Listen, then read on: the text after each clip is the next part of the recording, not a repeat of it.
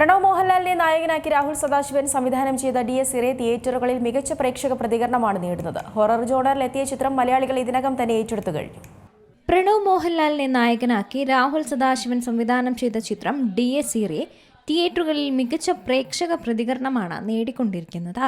Horror ജോണറിലെത്തിയ ചിത്രത്തിന് ആദ്യ ദിനം മുതൽ തന്നെ മികച്ച പ്രേക്ഷക നിരൂപക പ്രശംസകളായിരുന്നു കിട്ടിക്കൊണ്ടിരുന്നത്.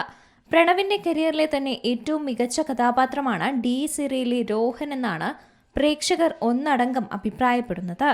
അതേസമയം കളക്ഷനിലും വമ്പൻ കുതിപ്പാണ് ചിത്രം നടത്തുന്നത്. റിലീസ് ചെയ്ത് 5 ദിവസങ്ങൾക്കുള്ളിൽ ഇന്ത്യയിൽ നിന്ന് മാത്രം 22.36 കോടി രൂപ നേടിയെന്നാണ് പ്രമുഖ ട്രാക്കർമാരായ സാക് നെൽക്ക് റിപ്പോർട്ട് ചെയ്യുന്നത്. അതേസമയം ആഗോള കളക്ഷനായി ചിത്രം 44 കോടിയോളം രൂപ സ്വന്തമാക്കിയെന്നും റിപ്പോർട്ടുകളുണ്ട്. കളക്ഷനിൽ ഈ മുന്നേറ്റം തുടർന്നാൽ പ്രണവിന്റെ കരിയറിലെ മൂന്നാം 50 കോടി ചിത്രമായി DS ഇറെ മാറുമെന്നതിൽ ഒരു സംശയവുമില്ല. നേരത്തെ വിനീത് ശ്രീനിവാസൻ സംവിധാനം ചെയ്ത ഹൃദയം, വർഷങ്ങൾക്ക് ശേഷം എന്നീ ചിത്രങ്ങളിലൂടെ 50 കോടി ക്ലബിൽ പ്രണവ് ഇടം നേടിയിരുന്നു. DS ഇറെ എന്ന ടൈറ്റിലും ഈ ഈണമുണ്ടാക്കുന്ന അസ്വസ്ഥതയും സിനിമയുടെ ആഖ്യാനത്തെയും സംഗീതത്തെയും വലിയ തോതിൽ സഹായിച്ചിട്ടുണ്ട്.